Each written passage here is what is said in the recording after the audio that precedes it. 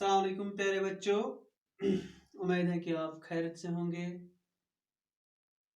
آج پھر سے اس ویڈیو کے ذریعے میں آپ سے مخاطب ہوں۔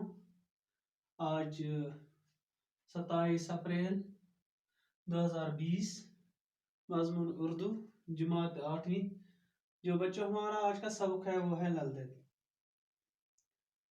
بچوں، امید ہے کہ آپ نے اس سے پہلے بھی 7ویں جماعت میں لل دید کے بارے میں آپ نے پڑھا ہے۔ تو آئیے آج ہم پھر سے اس عظیم شاعرہ کے بارے میں پھر سے پڑھنے جا رہے ہیں۔ آپ اپنی کتابیں کھولیے، صفحہ نمبر 16۔ تو کتاب کی طرف دھیان دو، میں یہ سبق پڑھنے جا رہا ہوں۔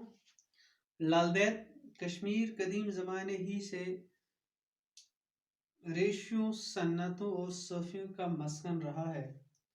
انہی بزرگ ہستیوں میں ایک عظیم خاتون بھی گزری ہے جنہیں پیار اور عقیدت سے لوگ لل دید کے نام سے یاد کرتے ہیں۔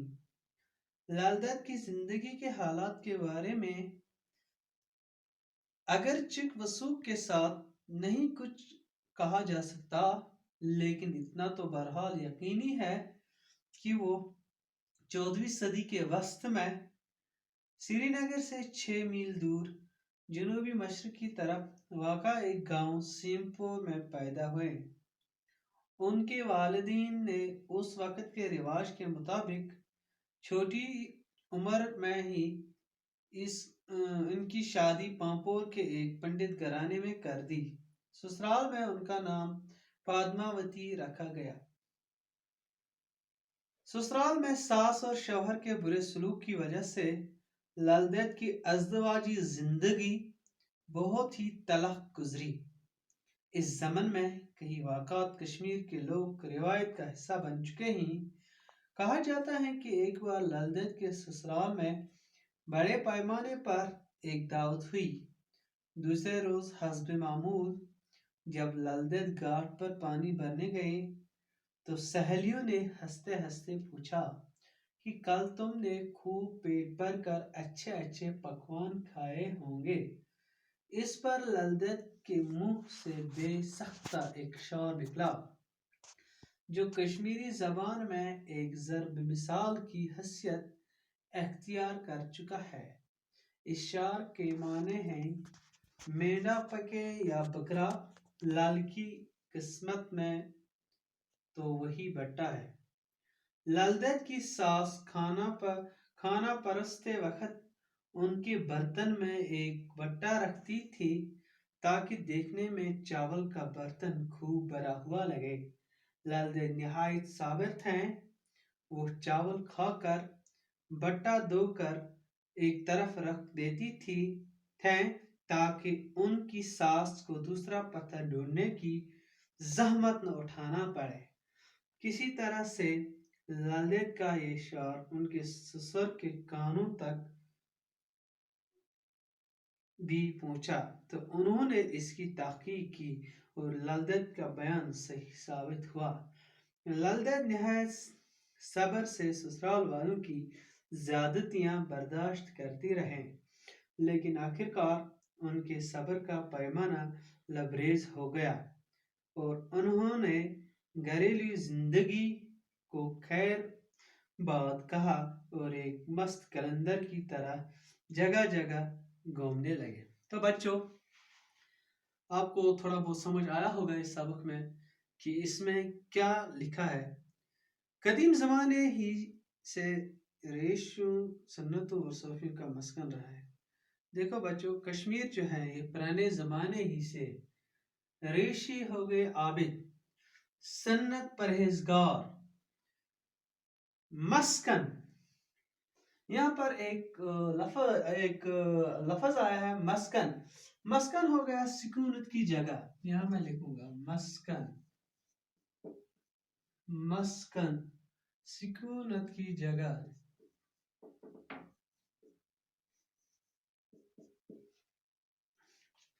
انہی بزرگ ہستی میں دیکھو بچوں، جو یہاں پر ہمارے کشمیر میں بہت سے بزرگ لوگ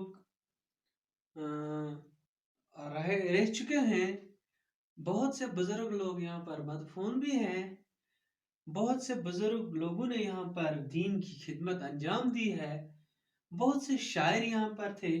तो इन्हीं बुजुर्ग हस्तियों में एक अजीम खातून जो ललदैत थी, वो एक खातून थी, वो शायरा थी। अजीम खातून गुजरी हैं जिन्हें प्यार और अकीदत से लोग ललदैत के नाम से याद करते हैं। देखो बच्चों, ये मैं सलूक प्यार तो अकीदत से क्या इसे सोना ललदैत किम नाव से पुकारा ललदैत के नाव से।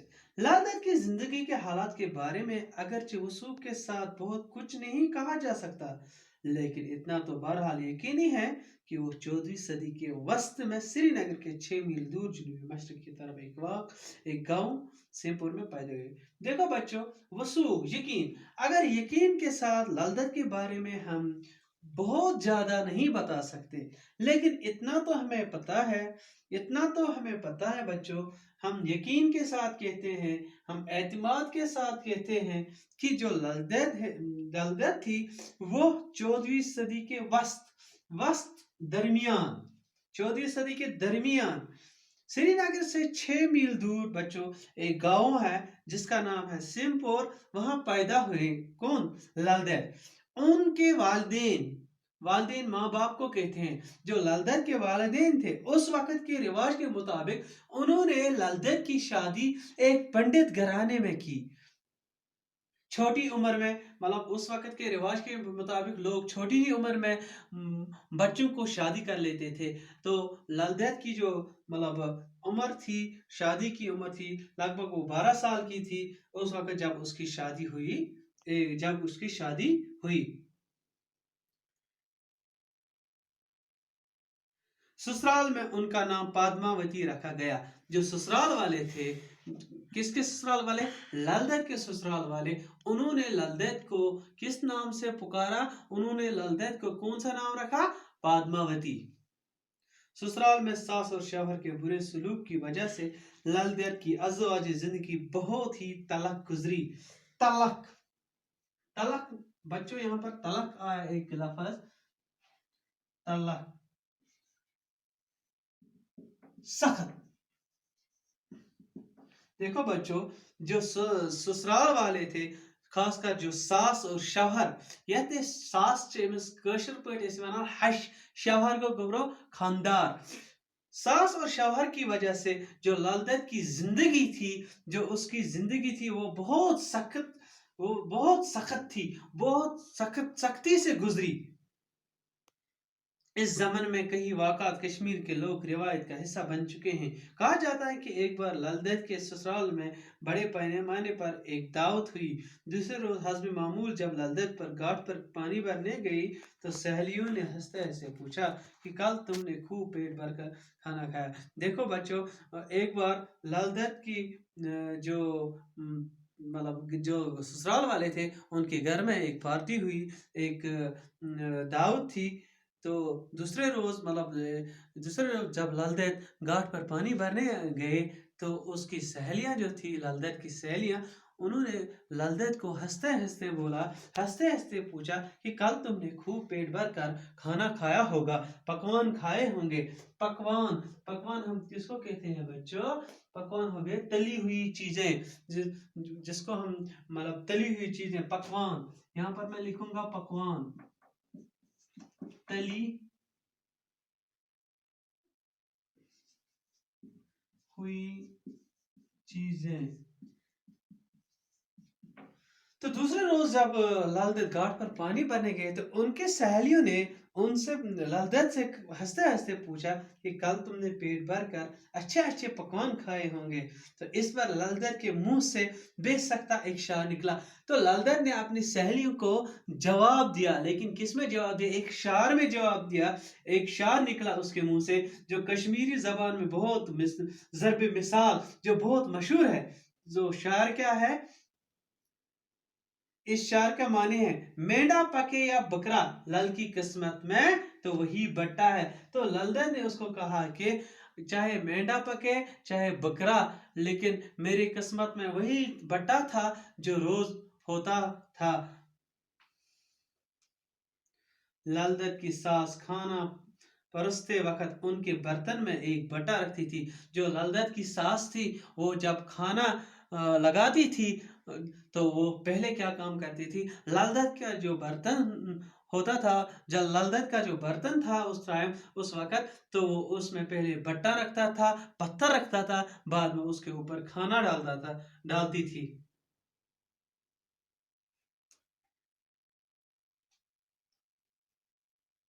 ताकि देखने में चावल का बर्तन खूब भरा हुआ लगे। वो क्यों इसमें बटा रखती थी? ताकि देखने वाले जो है, जो बाकी मतलब घर में जो बाकी अफराद थे, उनको ऐसा लगे कि लाल दत्त के जो बर्तन है, ये खाने से भरा हुआ है। लाल दत्त निहायत साबिर थे। साबिर हो गया सब्र करने वाला, सब्र करने वाला। जो लाल दत्त थी, वो बहुत साबिर थी, वो बहुत सब्र करने वाली थी। वो चावल खाकर भट्टा धोकर एक तरफ रख देती थी। वो हस्बी मामूल के मुताबिक रोज बरा रोज क्या करती थी, ये चावल खाकर उस भट्टे को फिर से धोकर वही रखती थी। क्यों वो ऐसा करती थी?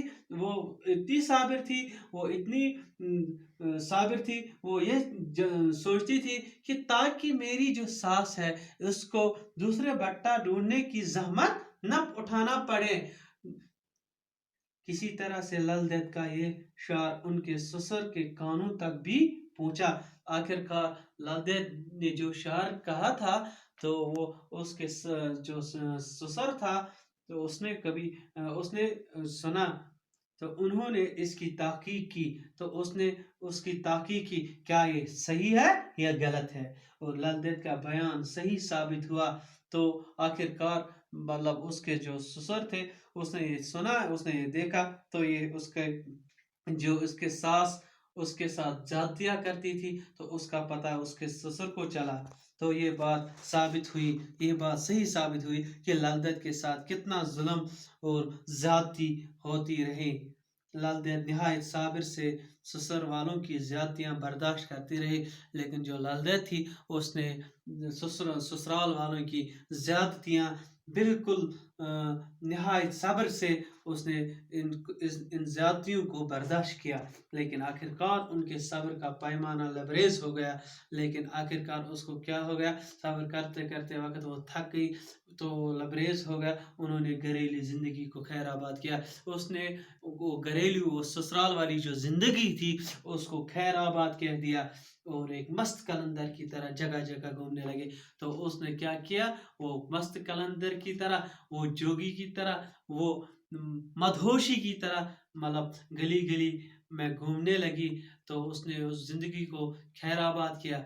तो बच्चों, इससे हमें यही, इस सबक में हमें यही नसीहत मिलता है कि अगर हमें किसी भी वक़्त किसी इंसान से कोई भी ज़्यादती, हमसे कोई भी ज़्यादती हो जाएगी, तो हमें उस चीज़ को क्या करना चाहिए, हमें सब्र करना चाहिए। क्योंकि सब्र करने वाले के साथ अल्लाह ने फरमाया है कि जो सब्र करेगा, उसके साथ मैं हूँ।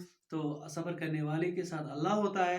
तो बच्चों, इससे हमें यही नसीहत मिलती है कि इंसान को हमेशा सब्र करना चाहिए, चाहे कितना भी मुसीबत हो, चाहे कितना भी आफत हो, सब्र से काम लेना चाहिए, अपनी अल्लाह से मांगना चाहिए। तो बच्चों, इंशाल्लाह फिर ये जो सबक है, आइंदा हम फिर से इसको आइंदा हम फिर से शुरू दूसरा पैरा स्टार्ट करेंगे। तो आज के लिए बस इतना ही। खुदा हाफिज़।